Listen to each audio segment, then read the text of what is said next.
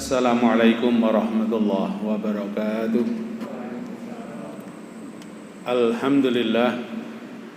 Alhamdulillahilladzi amarona bisiyami Ramadan alladzi anzalal Qur'an hudal linnasi wa bayyinatin minal huda wal furqan.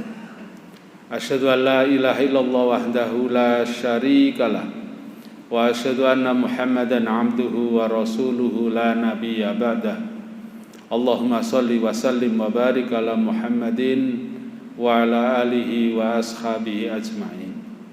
Amma ba'du, hadirin hadirat yang dimuliakan Allah Subhanahu wa taala.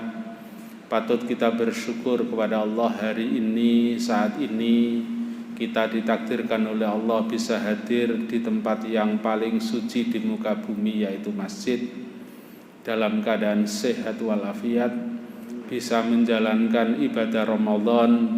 Ini merupakan anugerah Allah yang sungguh luar biasa. Kita tentu teringat 3 bulan yang lalu, insya Allah di antara doa kita, Allahumma barik lana fi Rajab wa Sya'bana wa ballighna Ramadan.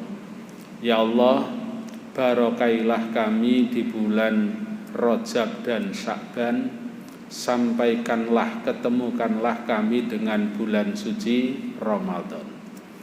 Doa kita dikabulkan oleh Allah Subhanahu wa taala, sehingga kita hadir dan bisa menjumpai dan melaksanakan ibadah Ramadan di tahun 1443 Hijriah. Mudah-mudahan seluruh ibadah kita, baik yang sudah kita kerjakan dan yang akan kita lakukan, semuanya diterima oleh Allah Subhanahu wa taala. Hadirin yang dimuliakan Allah, pada kesempatan ini kami akan menyampaikan 3 hal. Sesungguhnya lebih dari 3, tapi karena waktu dan lain sebagainya akan kami sampaikan 3 hal yang dibenci oleh Rasulullah Sallallahu Alaihi Wasallam. Kita tahu apa saja yang dibenci oleh Rasulullah, itu tentu sesuatu yang madharat bagi kita semua.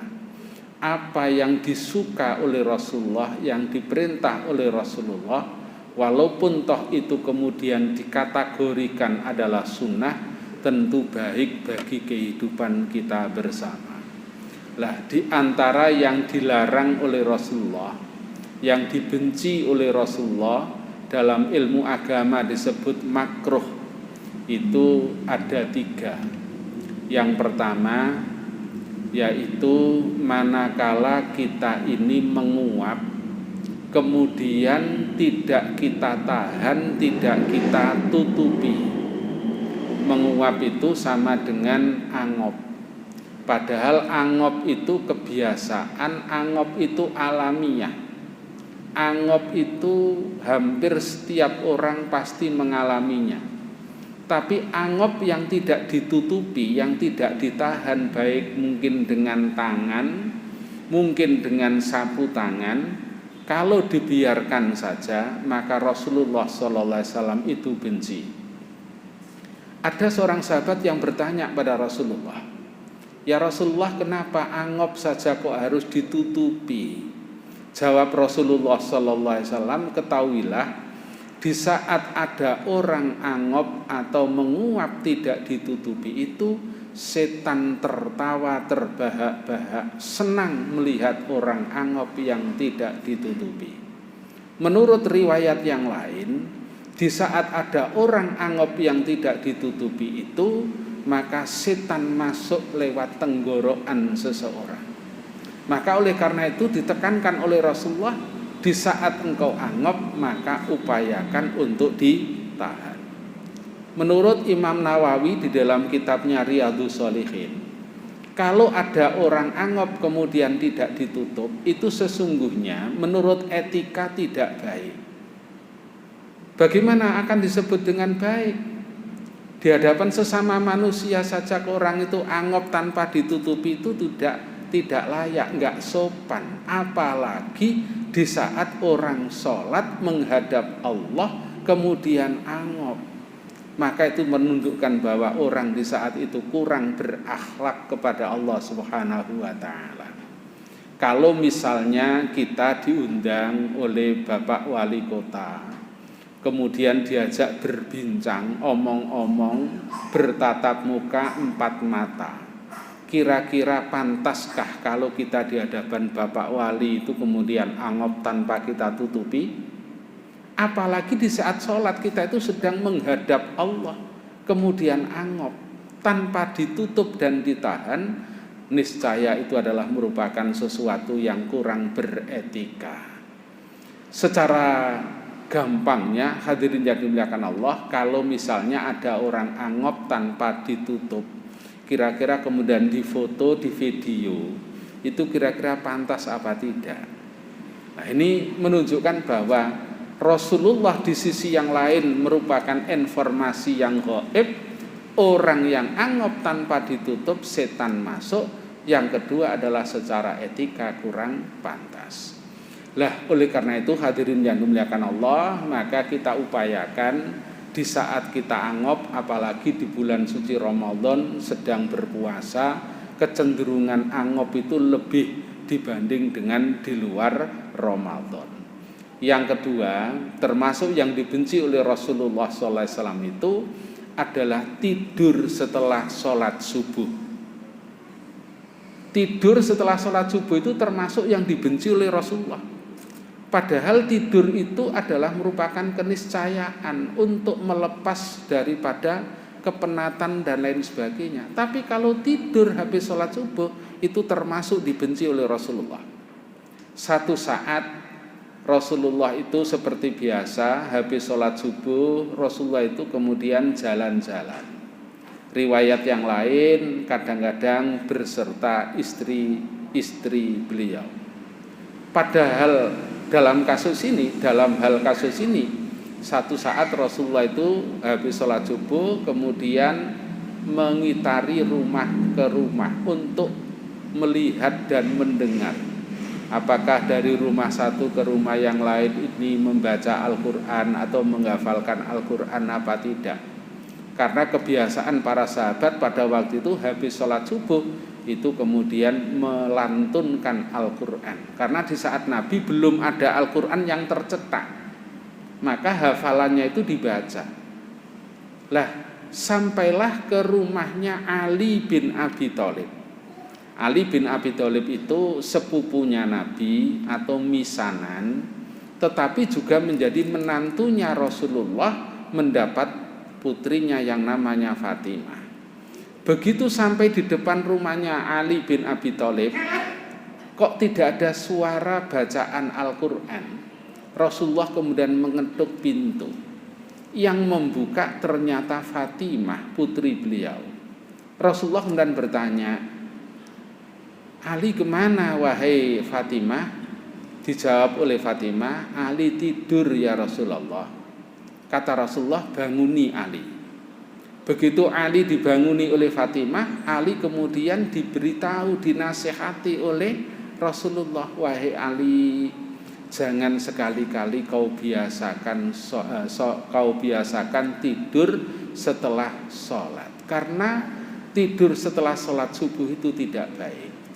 Nah, ini apalagi di bulan suci Ramadan, setelah kita ini sahur, perut kita terisi bahkan kenyang, maka insya Allah potensi untuk ngantuk itu lebih besar dibanding dengan di luar Ramadan atau di luar kalau kita tidak sedang berpuasa. Begitu dinasihati itu, pada waktu sholat duhur kemudian Ali memberikan informasi kepada para sahabatnya atau pada teman-temannya, ketahuilah bahwa subuh tadi habis sholat subuh, aku dinasihati Rasulullah tidak diperbolehkan tidur setelah sholat subuh. Hadirin yang dimuliakan Allah, satu sisi apa yang disampaikan oleh Rasulullah ini terkait dengan larangan itu, maka di sisi yang lain kadang-kadang kita ini dalam kehidupan rumah tangga ada istilah ewuh pakewuh. Seorang mertua tahu anaknya mungkin kurang tepat apalagi menantunya. Kadang-kadang dalam bahasa kita mungkin akan terucap begini, arepe tak elingno kok mantu, gak tak elingno iku kek apa. Ya nek anak dhewe ngono dielingno, mantu kuwatir mercegek terus mulih ya apa. Itu berarti di saat itu kita ini melupakan atau kita ini kalah dengan ewuh pakiwuh itu. Padahal yang namanya amar ma'ruf nahi mungkar, mengajak kebaikan, mencegah kemungkaran itu di mana saja, kapan saja, tanpa pandang bulu ini mantu atau tidak. Padahal pada waktu kemantenan itu kadang-kadang biasanya ada penyerahan kemanten dari keluarga satu ke keluarga yang lain. Bahasanya biasanya begini, mohon diterima apa adanya, diingatkan manakala salah dan keliru. Akhirnya waktu itu jawabannya adalah, oh ya akan kita bimbing, kita arahkan seperti anak sendiri. Tapi di saat berjalan beberapa tahun kemudian gak wani ngilingno mantu. Apalagi mantu arepe ngilingno maratuwa malah gak wani. Iya nek bapakku dhewe lho iki maratuwa. Itu kadang-kadang terjadi. Lah, oleh karena itu Rasulullah pun juga memberikan solusi.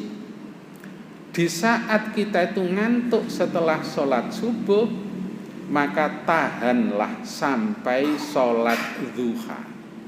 Karena saking tidak kuatnya tidur istirahatnya setelah sholat duha.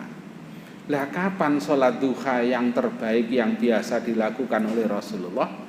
Saya katakan yang terbaik karena Rasulullah itu membiasakan diri sholat duha itu adalah setelah anak-anak unta itu mulai kepanasan. Itu kalau dikonversi dengan sekarang ya kisarannya antara jam 8 jam 9. Walaupun toh ulama-ulama kita memperbolehkan di saat matahari sudah meninggi kurang lebih 10 menit dari terbitnya matahari itu adalah waktu duha. Tetapi yang terbaik karena Rasulullah itu membiasakan adalah kisarannya adalah jam 8 jam 9. Maka kalau kita sangat capek, lelah dan lelapnya itu upayakan habis sholat duha terlebih dahulu. Ada beberapa trik agar kita itu tidak kemudian cepat tidur di saat habis sholat subuh. Apa itu? Yaitu merubah posisi. Kalau di saat kita duduk sambil membaca Al-Quran kok kemudian ngantuk, maka kita berdiri. Berdiri kok saya ngantuk, ya jalan-jalan. Jalan-jalan kok ngantuk, ya masuk kamar mandi. Untuk ambil air wudhu. Begitu ambil air wudhu kok saya ngantuk, ya mandi. Kalau mandi saya ngantuk, ya dikuras jedingi. Insya Allah hilang ngantuknya. Pendek kata kita upayakan. Kenapa kita itu kok kemudian langsung tidur? Ya karena ganti posisinya keliru. Duduk ngantuk, kemudian bahasa Jawanya tak ngeleset dhisik. Ya akhirnya selesai sudah tidur. Maka dirubah. Nah, ini karena dibenci oleh Rasulullah. Apalagi di saat kita berpuasa dalam keadaan kenyang, kemudian tidur, tentu insya Allah tidak baik bagi kita. Kemudian yang ketiga, hadirin yang dimuliakan Allah, termasuk yang dibenci oleh Rasulullah itu adalah makan minum menggunakan tangan kiri. Itu dibenci oleh Rasulullah sampai Rasulullah bersabda, "Kul biyaminik," makanlah dengan tangan kanan. Kita kadang-kadang sudah melakukan tetapi tidak 100%. Ini makan rawon pakai tangan kanan, pakai sendok, tapi kerupuke tangan kiwa. Itu berarti enggak 100% melaksanakan perintah Rasulullah. Kita makan ote-ote pakai tangan kanan, tapi lomboke tangan kiwa. Itu berarti kita ini belum 100% melaksanakan dalam hal soal makan saja.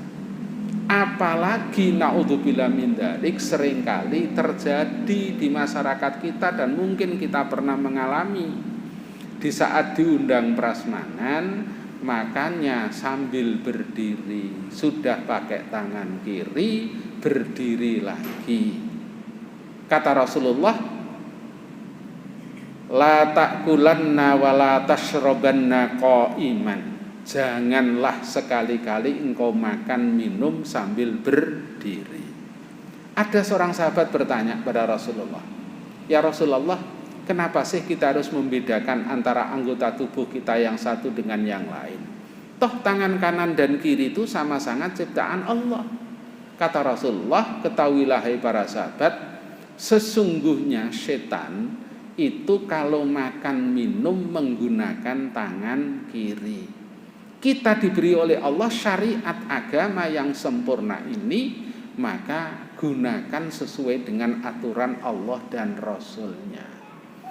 Apalagi kalau berdiri, bahkan naudzubillah min dzalik, sudah makan sama tangan kiri, berdiri, jalan-jalan, bahkan kadang-kadang tidak dihabiskan. Padahal Rasulullah wanti-wanti, apabila di antara makanan kalian itu terjatuh atau jatuh, ambil yang sekiranya masih layak untuk dimakan. Lah ini tidak jatuh, malah ditinggal. Satu contoh misalnya, ini karena prasmanan, ini makan lontong kikil, kikilnya dimakan, lontongnya ditinggal, pindah lagi.